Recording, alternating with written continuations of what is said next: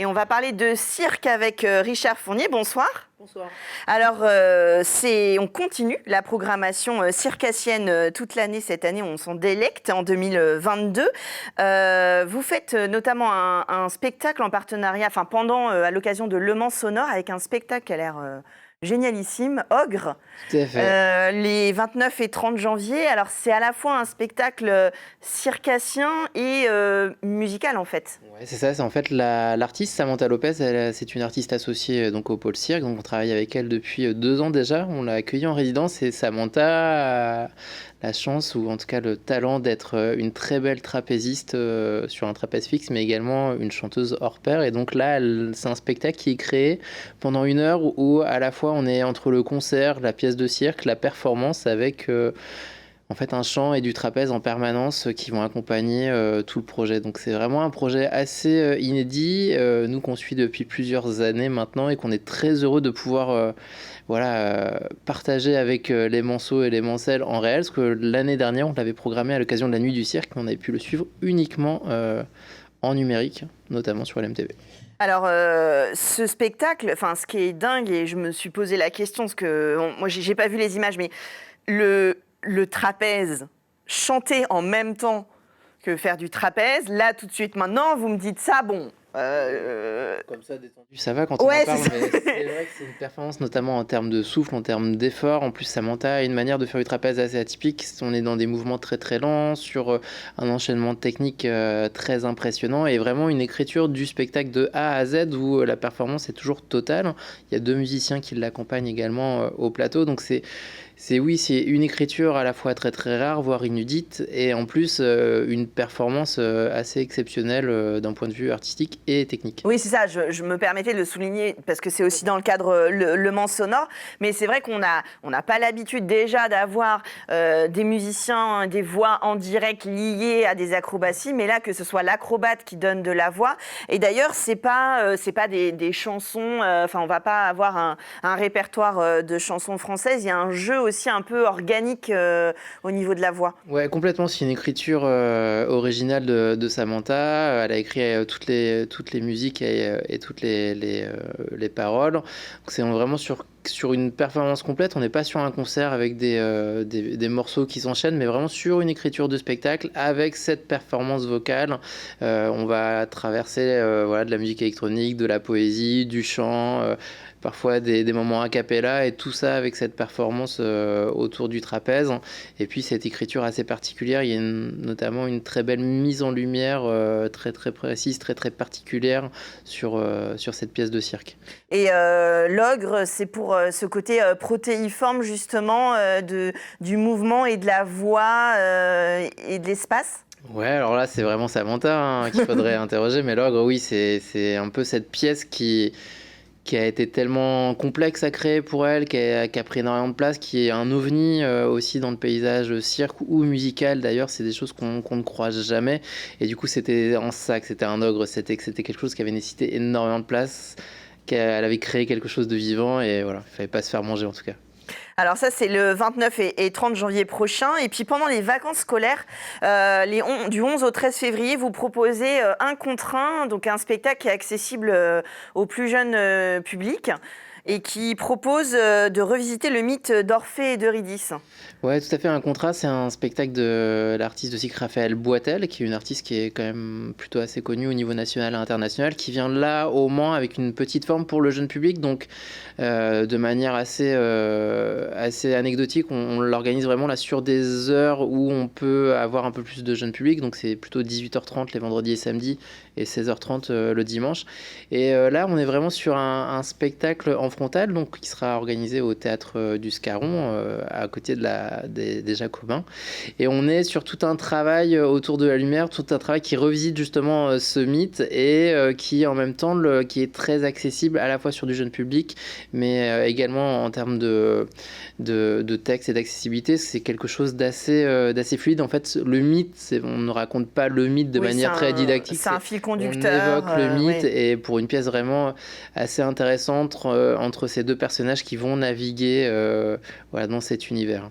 Alors c'est peut-être aussi un moyen de passer un bon moment en famille parce que l'accessibilité jeune public permet aussi des fois au grand public, on va pas se le cacher, à nous parents, d'accéder à des spectacles peut-être plus faciles d'accès, et c'est pas un gros mot de le dire, c'est voilà, si on connaît pas bien le cirque, on n'a pas forcément ni le temps, ni forcément l'envie tout de suite, bah là ça peut être une occasion aussi de partager ce moment et de pas prendre de risques, on va dire. Complètement. En tout cas, nous, c'est pas un spectacle jeune public, c'est un spectacle accessible au jeune public.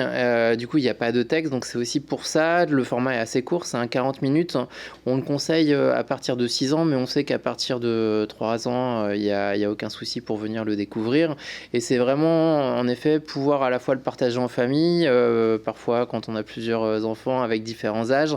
C'est quelque chose où tout le monde va pouvoir se retrouver, mais on peut aussi y venir entre adultes, voir le Bien spectacle. sûr. Moi, je l'ai vu qu'avec des adultes, sans jeune public, et j'ai passé un très bon moment. Donc, c'est là vraiment un lien comme ça entre tous les âges sur ce spectacle-là. Et c'est ça aussi le cirque. Enfin, j'ai l'impression, pour l'avoir vécu aussi, moi, dans différentes typologies de spectacles, le cirque, il a cet aspect-là de captiver petits et grands et de poser des questions, comme on le disait tout à l'heure, un peu techniques parfois, qui permettent d'engager la discussion et la médiation finalement autour du spectacle. Et c'est vrai qu'en fonction des âges, ça entraîne très souvent des discussions, même dans les spectateurs. Alors, évidemment, pas pendant le spectacle, hein, je ne suis pas en train de dire qu'il faut gêner les artistes, mais c'est vrai que c'est un beau moment de partage, un bon accès à la culture en famille, parce que c'est souvent, je le dis et j'insiste sur l'accessibilité pour avoir des propositions des fois en famille. C'est bien qu'il y ait des propositions scolaires, mais c'est bien aussi d'avoir ce moment de partage avec les parents et les enfants, quoi. Complètement. Nous, il nous arrive de faire des scolaires et après de refaire les mêmes spectacles en famille. Comme ça, on peut avoir des échanges. On sait qu'en général, sur les 3/4 de nos spectacles, il y a plusieurs degrés de lecture. Donc, ça permet à chacun de s'y retrouver, de pouvoir échanger, en effet, de participer, faire des retours. Et nous, on organise toujours également beaucoup de bords plateaux, d'échanges avec les artistes, de rencontres en amont, etc. Donc, pour maintenir comme ça énormément de dialogue. Pour nous, l'idée, c'est pas juste de venir, de consommer un spectacle et de repartir, mais c'est de venir, de rencontrer l'équipe, de rencontrer aussi l'équipe du Plongeoir Cité du Cirque, de passer un moment, de pouvoir faire des retours après. Et puis, la saison, elle est organisée aussi sur une notion de voyage à travers le cirque. C'est-à-dire qu'on propose en général sur ces 2 semestres vraiment de découvrir toutes les esthétiques de cirque, à la fois sur des projets sous chapiteaux très techniques, de projets un peu plus évanescents qui vont être peut-être plus lyriques, plus sur la danse, sur le déplacement. Des projets où il va y avoir énormément de textes, énormément de propos, notamment avec le temps fort sur le genre en mai. Et puis voilà, des projets où là, il n'y a vraiment aucun texte et qui sont juste visuels à capter, à absorber en fonction de ta sensibilité. Donc l'idée, c'est de pouvoir comme ça, en voyant peut-être 2-3 spectacles de cirque dans l'année, de découvrir pas mal de facettes et aussi de voir ce qu'on préfère aussi dans le cirque. Ça. Et de pouvoir après continuer à en consommer. Alors une autre chose qui nous passionne, alors si vous avez des enfants qui sont à la Cité du Cirque, si vous habitez pas loin de la Cité du Cirque, vous avez sûrement remarqué le grand chantier du chapiteau qui débute enfin, je suis désolée, mais en tout cas qui est enfin visible pour le grand public. Vous faites alors la sortie est prévue pour cet été, l'ouverture, pardon. Vous faites des points infos régulièrement, et puis par exemple, samedi 29 janvier à 16h30, vous proposez une visite guidée pour parler de toute l'infrastructure, et notamment pour ceux qui ne seraient pas manceaux ou qui n'auraient jamais mis les pieds dans la Cité du Cirque, de découvrir son histoire, et qu'avant c'était une piscine.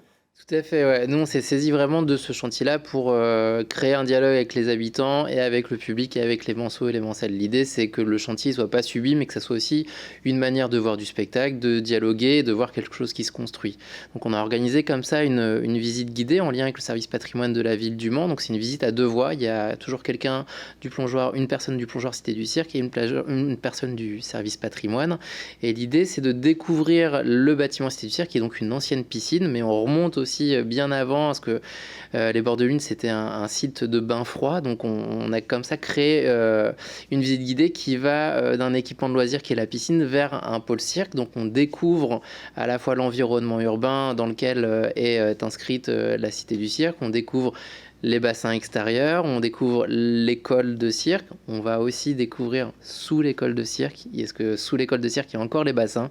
On peut marcher sur les bassins qui ont été recouverts. Et puis on en profite pour faire tout un point autour du chantier, autour du chapiteau permanent, et expliquer en quoi ce bâtiment-là aussi a traversé les âges. Ce bâtiment-là est important pour le quartier, c'est un repère pour l'ensemble, toute une génération de Monceaux et de Mancelles, et de voir un peu comment on a pu réussir à faire évoluer, comment aussi la ville du Mans s'est saisie de ce bâtiment pour passer d'un centre, d'une base aquatique de loisirs vers un pôle cirque, et quel a été ce cheminement. Donc ça permet comme ça de redécouvrir toute la vie de ce bâtiment qui est importante et qui est un monument aussi de l'architecture contemporaine. Exactement, et vous m'avez vu sourire pendant que vous en parliez, parce que j'ai jamais visité dessous, mais c'est vrai que quand on visite, déjà rien qu'une fois qu'on a compris que c'était une piscine et que du coup il y a des notions d'espace qui ont été rendues possibles grâce à cette infrastructure de base, et ben on est content de ce fleuron circassien parce que ça a une histoire, une architecture, et même si vous aimez pas vraiment le cirque ou le spectacle, ne serait-ce que d'un point de vue architectural ou historique, c'est super intéressant. Donc je vous invite fortement à participer à ces visites. Merci beaucoup Richard Fournier, et puis de toute façon on va se revoir très vite parce que la saison culturelle n'arrête pas. Maintenant qu'on a un pôle régional du cirque au Mans, on en est fiers, donc on en parle. Je rappelle le 29 et 30 janvier, Ogre avec Le Mans Sonore, et du 11 au 13 février, le spectacle 1 contre 1. Bonne soirée, et nous on continue tout de suite, tout en peinture dans Culturel.